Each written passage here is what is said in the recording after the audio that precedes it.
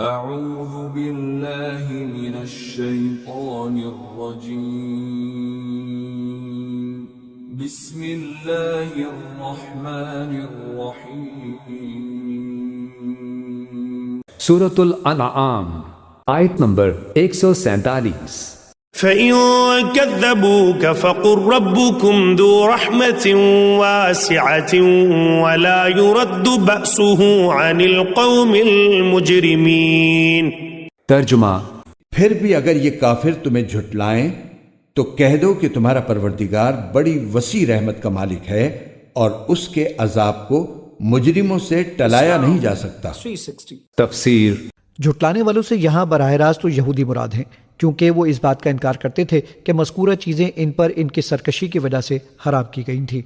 ضمناً اس میں مشرکین عرب بھی داخل ہیں جو قرآن کریم کی ہر بات کا انکار کرتے تھے، جس میں یہ بات بھی شامل تھی۔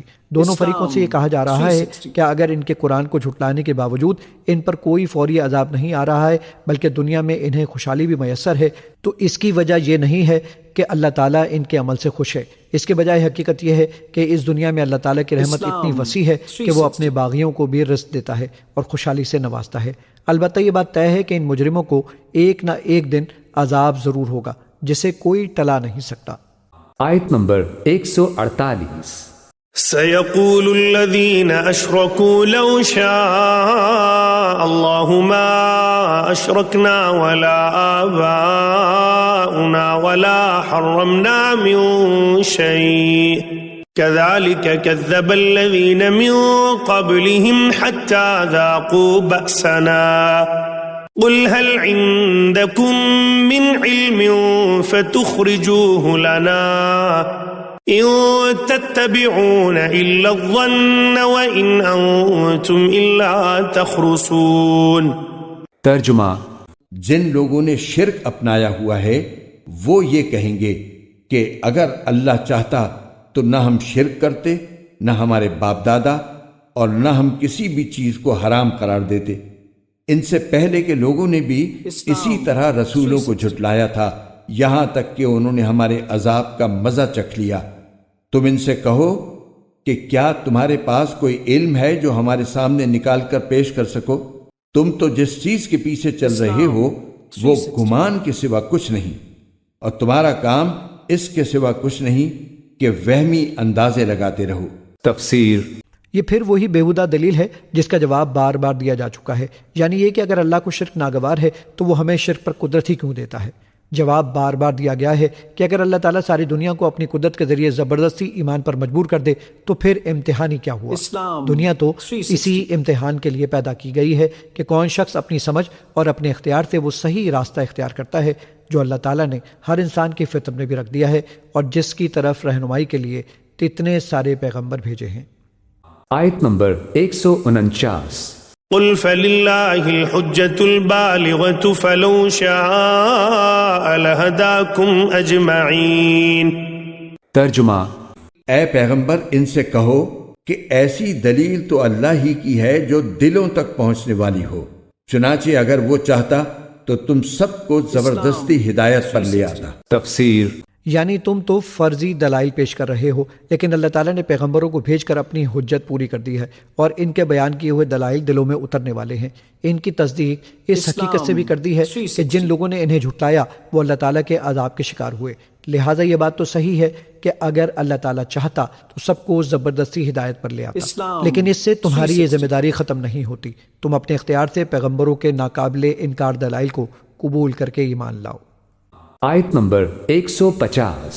قُلْ هَلُمَّ شُهَدَاءَكُمُ الَّذِينَ يَشْهَدُونَ أَنَّ اللَّهَ حَرَّمَ هَذَا فَإِن شَهِدُوا فَلَا تَشْهَدْ مَعَهُمْ وَلَا تَتَّبِعْ أَهْوَاءَ الَّذِينَ كَذَّبُوا بِآيَاتِنَا وَالَّذِينَ لَا يُؤْمِنُونَ بِالْآخِرَةِ وَهُمْ بِرَبِّهِمْ يَعْدِلُونَ۔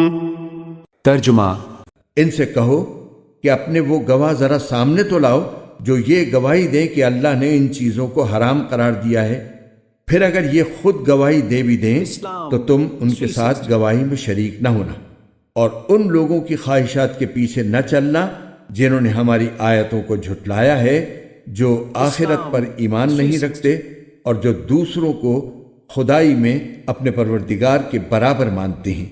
تفسیر۔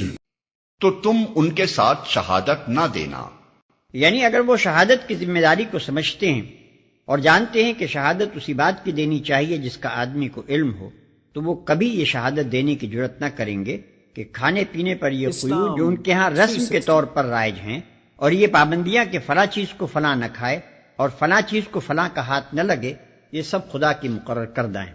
لیکن اگر یہ لوگ شہادت کی ذمہ داری کو محسوس کیے بغیر اتنی ڈھٹائی پر اتر آئیں کہ خدا کا نام لے کر جھوٹی شہادت دینے میں بھی تعامل نہ کریں، تو ان کے اس جھوٹ میں تم ان کے ساتھی نہ بنو، کیونکہ ان سے یہ شہادت اس لیے طلب نہیں کی جا رہی ہے کہ اگر یہ شہادت دے دیں تو تم ان کی بات مان لو گے، بلکہ اس کی غرض صرف یہ ہے کہ ان میں سے جن لوگوں کے اندر کچھ بھی راست بازی موجود ہے، ان سے جب کہا جائے گا کہ کیا واقعی تم سچائی کے ساتھ اس بات کی شہادت دے سکتے ہو کہ یہ ضوابط خدا ہی کے مقرر کیے ہوئے ہیں، تو وہ اپنی رسموں کی حقیقت پر غور کریں گے، اور جب ان کے من جانب اللہ ہونے کا کوئی ثبوت نہ پائیں گے تو ان فضول رسموں کی پابندی سے باز آ جائیں گے۔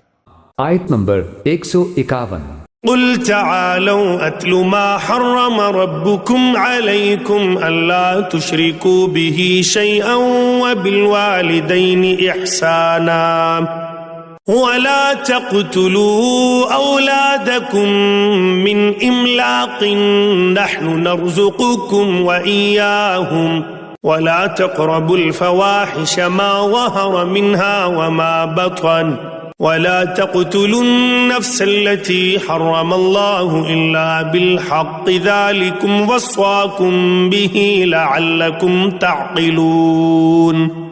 ترجمہ۔ ان سے کہو کہ آؤ میں تمہیں پڑھ کر سناؤں کہ تمہارے پروردگار نے در حقیقت تم پر کون سی باتیں حرام کی ہیں۔ وہ یہ ہیں کہ اس کے ساتھ کسی کو شریک نہ ٹھہراؤ اور ماں باپ کے ساتھ اچھا سلوک کرو اور غربت کی وجہ سے اپنے بچوں کو قتل نہ کرو۔ ہم تمہیں بھی رزق دیں گے اور ان کو بھی، اور بے حیائی کے کاموں کے پاس بھی نہ پھٹکو، چاہے وہ بے حیائی کھلی ہوئی ہو یا چھپی ہوئی، اور جس جان کو اللہ نے حرمت عطا کی ہے اسے کسی برحق وجہ کے بغیر قتل نہ کرو۔ لوگو، یہ ہیں وہ باتیں جن کی اللہ نے تاکید کی ہے تاکہ تمہیں کچھ سمجھ آئے۔ تفسیر۔ ان سے کہو آؤ میں تمہیں سناؤں کہ تمہارے رب نے تم پر کیا پابندیاں عائد کی ہیں۔ یعنی تمہارے رب کی عائد کی ہوئی پابندیاں وہ نہیں ہیں جن میں تم گرفتار ہو، بلکہ اصل پابندیاں یہ ہیں کہ جو اللہ نے انسانی زندگی کو منضبط کرنے کے لیے عائد کی ہیں اور جو ہمیشہ سے شرائع الہیہ کی اصل الاصول رہی ہیں۔ یہ کہ اس کے ساتھ کسی کو شریک نہ کرو، یعنی نہ خدا کی ذات میں کسی کو اس کا شریک ٹھہراؤ، نہ اس کی صفات میں، نہ اس کے اختیارات میں اور نہ اس کے حقوق۔ اور والدین کے ساتھ نیک سلوک کرو۔ نیک سلوک میں ادب، تعظیم، اطاعت، رضا جوئی، خدمت سب داخل ہیں۔ والدین کے اس حق کو قرآن میں ہر جگہ توحید کے حکم کے بعد بیان فرمایا گیا ہے، جس سے صاف ظاہر ہے کہ خدا کے بعد بندوں کے حقوق میں سب سے مقدم حق انسان پر اس کے والدین کا ہے۔ بے شرمی کی باتوں کے قریب بھی نہ جاؤ۔ اصل میں لفظ فواحش استعمال ہوا ہے، جس کا اطلاق ان تمام افعال پر ہوتا ہے جن کی برائی بالکل واضح ہے۔ اور کسی جان کو جسے اللہ نے محترم ٹھہرایا ہے ہلاک نہ کرو مگر حق کے ساتھ۔ یعنی انسانی جان جو فی الاصل خدا کی طرف سے حرام ٹھہرائی گئی ہے ہلاک نہ کی جائے مگر حق کے ساتھ۔ اب رہا یہ سوال کہ حق کے ساتھ کا کیا مفہوم ہے، تو اس کی 3 صورتیں قرآن میں بیان کی گئی ہیں، اور 2 صورتیں اس پر زائد نبی صلی اللہ علیہ وسلم نے بیان فرمائی ہیں۔ قرآن کی بیان کردہ صورتیں یہ ہیں: 1، انسان کسی دوسرے انسان کے قتل عمد کا مجرم ہو اور اس پر قصاص کا حق قائم ہو گیا ہو۔ 2، دین حق کے قیام کی راہ میں مزاحم ہو اور اس سے جنگ کیے بغیر چارہ نہ رہا ہو۔ 3، دارالاسلام کے حدود میں بدامنی پھیلائے یا اسلامی نظام حکومت کو الٹنے کی سعی کرے۔ باقی 2 صورتیں جو حدیث میں ارشاد ہوئی ہیں یہ ہیں: 4، شادی شدہ ہونے کے باوجود زنا کرے۔ 5، ارتداد اور خروج از جماعت کا مرتکب ہو۔ ان 5 صورتوں کے سوا کسی صورت میں انسان کا قتل انسان کے لیے حلال نہیں ہے، خواہ وہ مومن ہو یا ذمی یا عام کافر۔